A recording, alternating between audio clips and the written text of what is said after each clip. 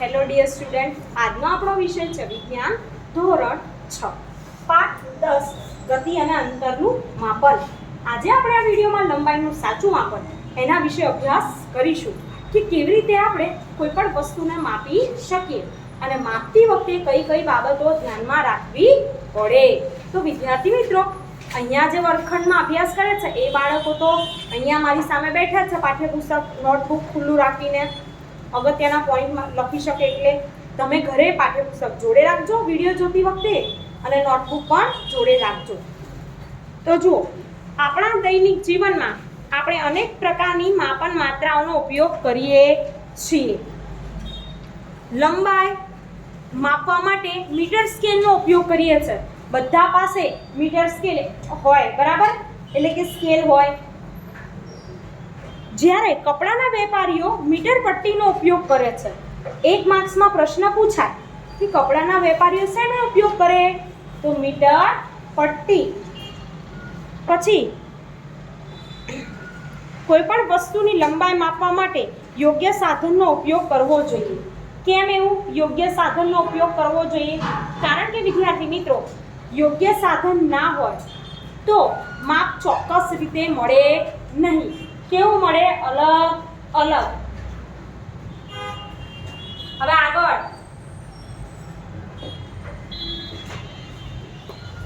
તમે માપપટ્ટીનો ઉપયોગ કરી વૃક્ષની જાડાઈ તથા તમારી છાતીનો ઘેરાવ માપી શકતા નથી. આપણી સ્કેલ છે, બરાબર? એ સ્કેલ આપણી કેવી છે? માપપટ્ટી સીધી. એનાથી આપણે આપણી છાતીનો ઘેરાવ એટલે કે આ ભાગ આખો કેટલો ભાગ આપણો ઘેરાવ છે એ, અને વૃક્ષનું જે પ્રકાર છે, થડ છે, એ કેટલો ઘેરાવો કરે છે એ પણ માપી શકતા નથી. કારણ કે એ તો કેવી છે? સીધી છે. એના માટે આપણે શું જોઈએ? મેઝર ટેપ જોઈએ, બરાબર? ઘણીવાર મેઝર ટેપ ઘરમાં હોય છે. એ મેઝર ટેપ દ્વારા આપણે ઘેરાવો માપી શકીએ છીએ. નાની વસ્તુઓ જેવી કે તમારી પેન્સિલનું માપ લેવા માટે તમે તમારા કંપાસ બોક્સમાં રહેલી 15 સેન્ટીમીટરની ફૂટપટ્ટીનો ઉપયોગ કરી શકો છો. તમારી બધા પાસે ફૂટપટ્ટી છે, બરાબર ને? તો તમે જુઓ કેટલું માપ દર્શાવે છે? 15 સેન્ટીમીટર. અને જો મોટી હોય તો કેટલું માપ દર્શાવે? 30 સેન્ટીમીટર, બરાબર? અને 30 સેન્ટીમીટર માપ છે. 30 સેન્ટીમીટર વાળી મોટી ફૂટપટ્ટી છે આપણા વર્ગખંડમાં કોઈ પાસે? લાવો, જુઓ અહીંયા જુઓ તમે મિત્રો, આ આપણી 15 સેન્ટીમીટર વાળી સ્કેલ છે, માપપટ્ટી, બરાબર? અહીંયા બાળકો બેઠા છે, એમને દેખાય છે ને તમને ઘરે પણ દેખાતું હશે, તમારી પાસે હશે જ. અને આ છે એ 30 સેન્ટીમીટર માપ બતાવે છે. 0 થી શરૂઆત કરી અને 30 સેન્ટીમીટર. 0 અને 1 ની વચ્ચે 10 કાપા હોય છે, લીટા 10 હોય. એ એક લીટી બરાબર કેટલું થાય? મિલીમીટર થાય, બરાબર? 1 છેદમાં 10, 10 નો 1 ભાગ. સમજ્યા?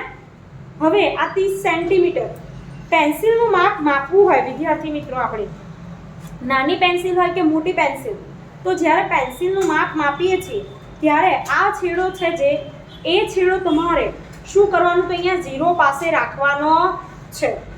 ક્યાં આગળ? 0 પાસે. 0 થી અહીંયા તમારે જોવાનો આ પેન્સિલનો અણીનો ભાગ જેટલે સુધી હોય એ કાપા જોવાના તમારે. ધારો કે અહીંયા છે 14 કે એની ઉપર હોય અંક, 14 ની ઉપર 1, 2, 3 અંક હોય તો તમારે 14.3 કે 14.2, બરાબર? એવી રીતે લખી શકાય કે 14 સેન્ટીમીટર અને 2 મિલીમીટર. ઓકે? હવે અહીંયા જોવાનું છે, હું માપી જોઉં, તમે પણ તમારી સ્કેલનું માપ માપો બધા વિદ્યાર્થી મિત્રો, અને જુઓ કેટલું થાય છે.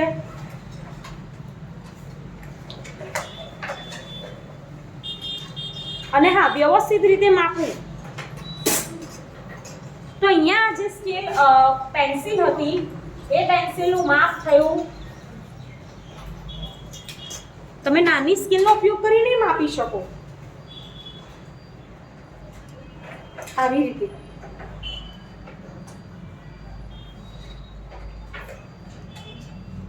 તો પણ તમને માપ મળશે. બરાબર? માપો બધા કેટલું થાય છે.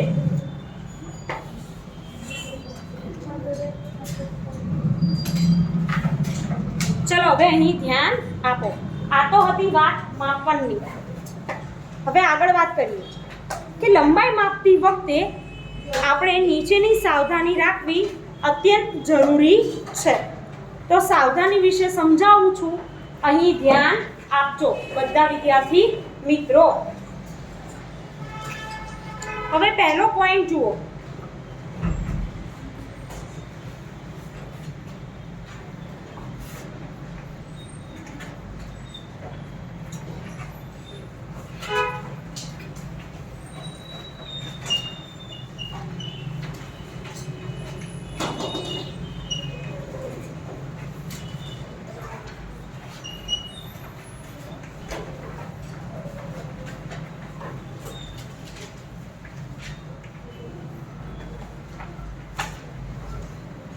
લંબાઈ માપતી વખતે ધ્યાનમાં રાખવામાં આવતી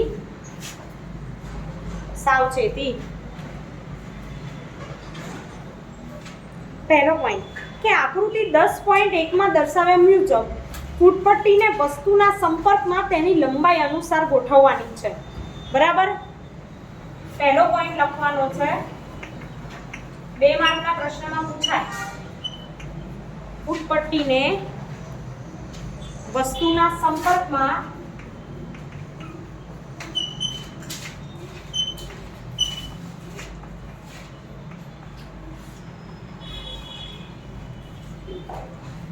તેની લંબાઈ અનુસાર રાખો.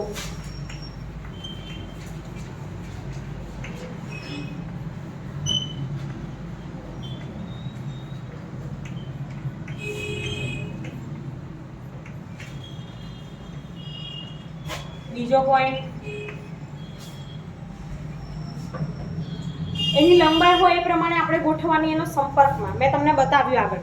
બીજો પોઈન્ટ કેટલીક ફૂટપટ્ટીના છેડા તૂટેલા હોઈ શકે તો તમે આવી ફૂટપટ્ટીનો શૂન્યાંક જોઈ શકતા નથી. આવી સ્થિતિમાં તમારે શું કરવાનું કે કોઈ અંક હોય 1 હોય 2 હોય 3 હોય એ અંક પર રાખવાની છે વસ્તુ ફૂટપટ્ટીના સંપર્કમાં. અને પાછળ જે માપ આવે 14 આવે 12 આવે 13 આવે તો 13 માંથી જે અંક પર રાખ્યો એ ધારો કે 1 થી શરૂઆત કરી હોય તો 13 - 1 કરી દેવાનું. 13 આવતું હોય માપ પેન્સિલની અણીનું બરાબર માપી આપણે.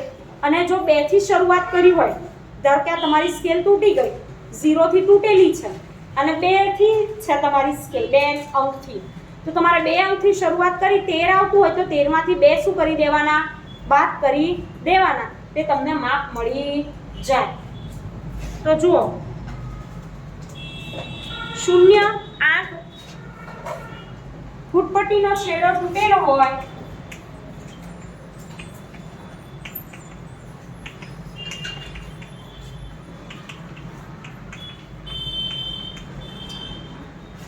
તો 0 થી માપ ન લો.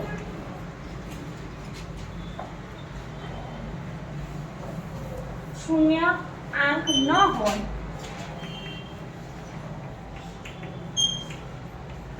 તો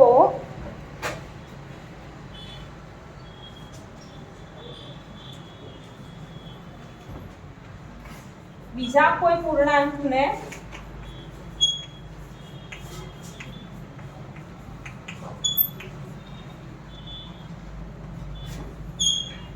ઉપયોગમાં લઈ શકો છો.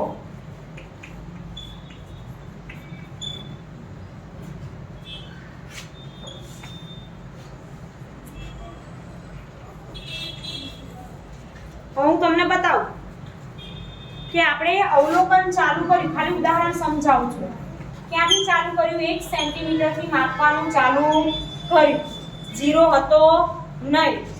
છેલ્લે આયા 14. કેટલા આયા? 14 સેન્ટીમીટર. તો આ 14 માંથી 1 શું કરવાનો? બાદ કરી દેવાનું. એટલે માપ કેટલું હશે? 13 સેન્ટીમીટર. સમજણ પડે છે? તો તમારી ફૂટપટ્ટી તૂટલી હોય ને તો પણ તમે માપ માપી શકો. ચલો ત્રીજો પોઈન્ટ,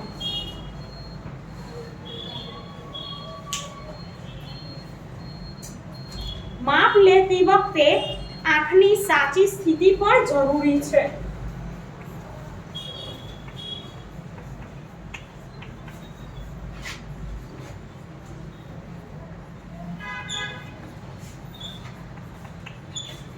આંખની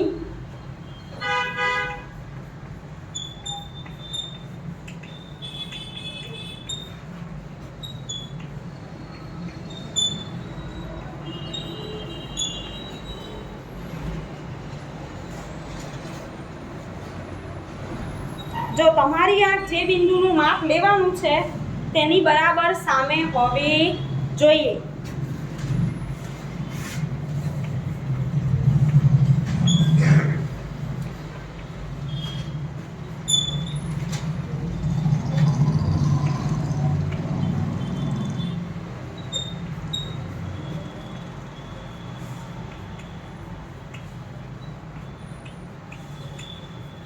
તેની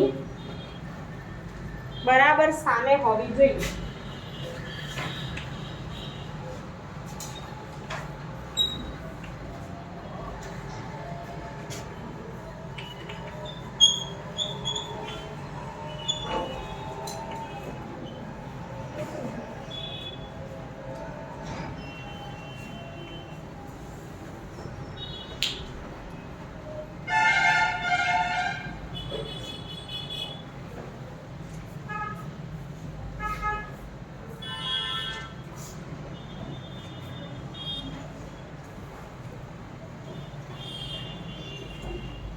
હવે તમે આકૃતિમાં જુઓ, ફૂટપટ્ટી ગોઠવવાની રીતો પણ બતાવી છે.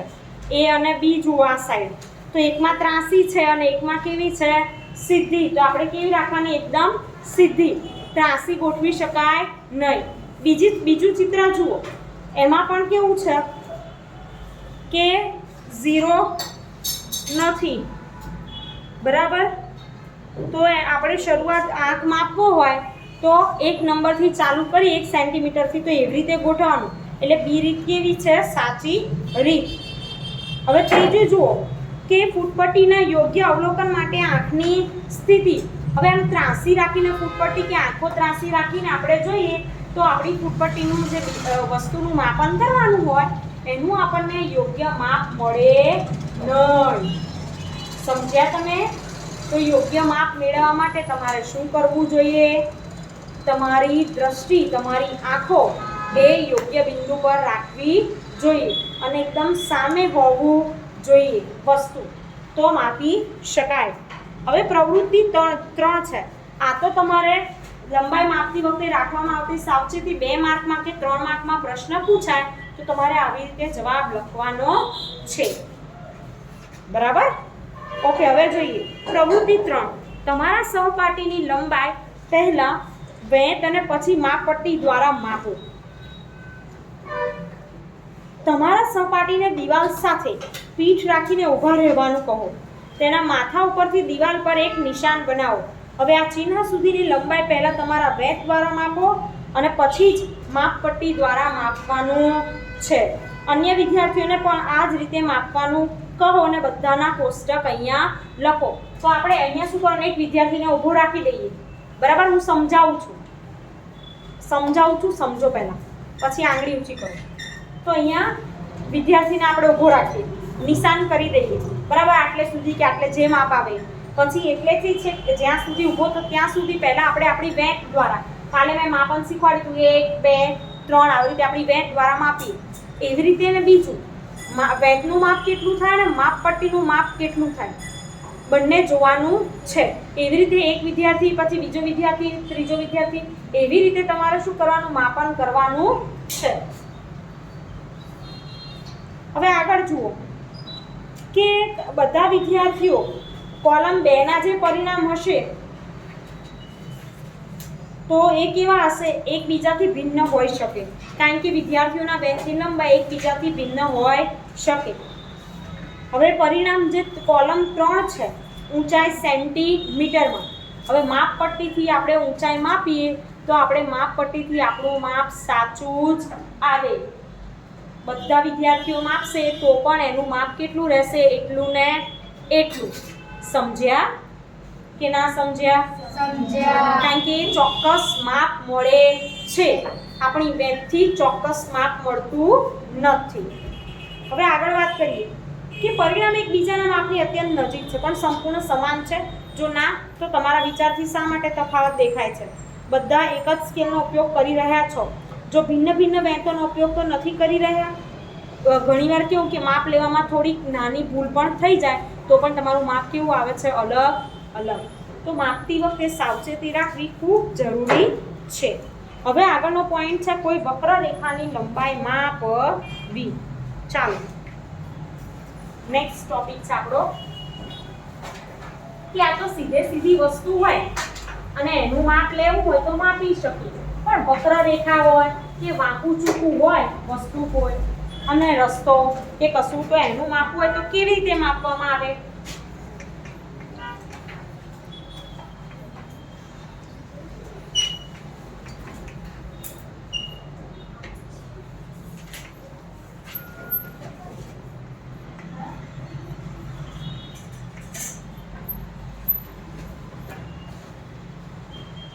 કોઈ વક્રરેખાની લંબાઈ માપવી. ચલો નીચે પ્રવૃત્તિ 4 આપી છે, બધા ધ્યાનથી પાઠ્યપુસ્તકમાં જુઓ કે વક્રરેખા એ બી. હું અહીંયા આકૃતિ દોરીને બતાવું છું. મેં આશરે દોરી છે, પાઠ્યપુસ્તક પ્રમાણે નહીં. આ એક વક્રરેખા છે, બરાબર?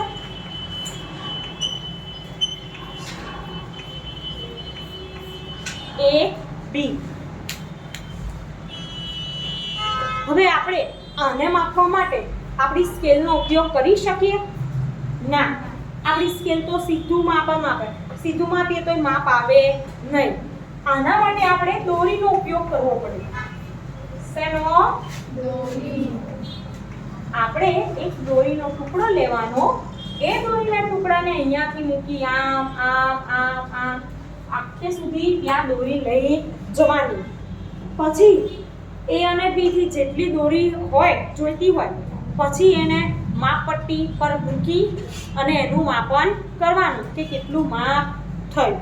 તો જો અહીંયા પ્રવૃત્તિ આપી છે કે વક્રરેખા એબીની લંબાઈ માપવા માટે કોઈ એક દોરીનો ઉપયોગ કરો. દોરીના એક છેડા પર ગાંઠ બનાવો. આ ગાંઠને બિંદુ એ પર રાખો. હવે દોરીને તમારી આંગળી તથા અંગૂઠાની મદદથી ખેંચાયેલી રાખો. તેના નાના નાના ભાગને રેખા અનુસાર રાખીને માપો. આ બિંદુ પર તમારા એક હાથથી દોરીને પકડો. તમારા બીજા હાથથી દોરીના થોડા ભાગને વક્ર અનુસાર ગોઠવો, રેખા અનુસાર. આ પ્રક્રિયાને પુનરાવર્તિત કરીને વક્રરેખાના બિંદુ બી સુધી પહોંચો. દોરીનો જે ભાગ બિંદુ બી પર છે તેને નિશાનીથી અંકિત કરો. હવે આ દોરીને મીટર સ્કેલ પર ફેલાવો. દોરીની શરૂઆતની ગાંઠ તથા તેના બીજા છેડા પર નોંધેલ નિશાની વચ્ચેની લંબાઈ માપવાની કે એ અને બી સુધી જેટલું આપણે પહેલા ગાંઠ બાંધી છે એ ઉપર અને બી ઉપર શું કરી દેવાનું? નિશાન કરી દેવાનું, બરાબર? અને પછી એનું માપ માપવાનું છે કે કેટલું થયું.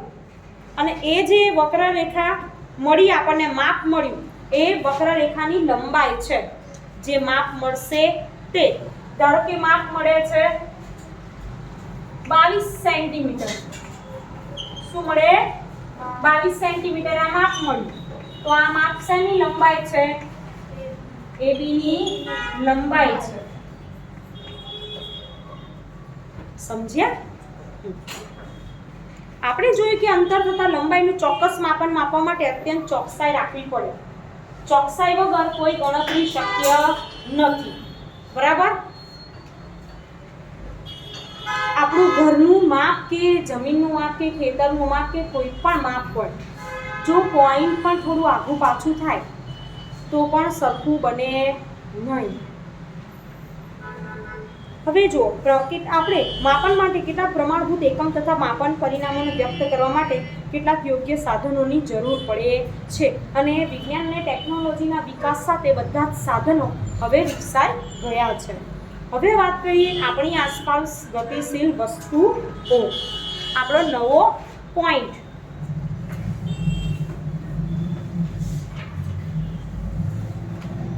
તમે તમારી આસપાસ જુઓ કઈ કઈ વસ્તુઓ ગતિશીલ છે.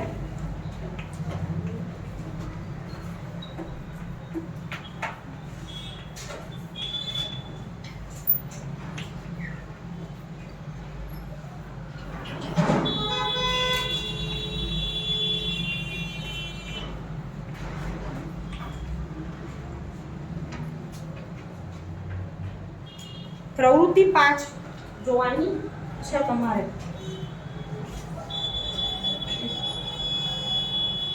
કે તમે એવી વસ્તુઓ વિશે વિચારો કે હમણાં જ જોઈએ. ધારો કે તમારી સ્કૂલ, બેગ, મચ્છર, ટેબલ, તમારી બેન્ચીસ, તમારી પાણીની બોટલ, પંખો, વર્ગખંડમાં ઘરે પંખો હોય, બરાબર, વાહનો, પતંગિયા, કૂતરા, ગાય, બિલાડી, તમારો હાથ, આ બધી વસ્તુ તમારી આસપાસ જોવા મળે છે. તમારી બેગમાં પાઠ્યપુસ્તક હોય, પેન્સિલ હોય, તમારા પગ, ઘડિયાળના કાંટા, બધું તમારી આજુબાજુ જોવા મળે છે. હવે જુઓ એમાં કેટલી વસ્તુઓ એવી હશે કે જે ત્યાંની ત્યાં જ હોય છે, બરાબર. ઘરની દિવાલ, તમારી ઘરની દિવાલ ગતિ કરે છે કે સ્થિર હોય છે? ત્યાંની ત્યાં જ હોય છે. બોલો તૃષ્ટિ. સ્થિર હોય છે. અને પંખો, જ્યારે પંખો ચાલુ હોય ત્યારે ગતિ કરે.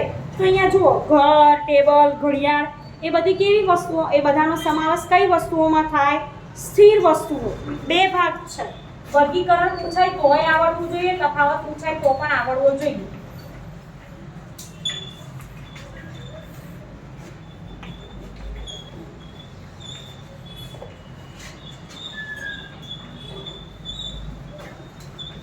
સ્થિર વસ્તુઓ, ગતિશીલ વસ્તુઓ. આમાં ઘર, ટેબલ, ઘડિયાળ એ કેવી કહેવાય? સ્થિર વસ્તુ. પછી ચકલી, સેકન્ડ કાંટો,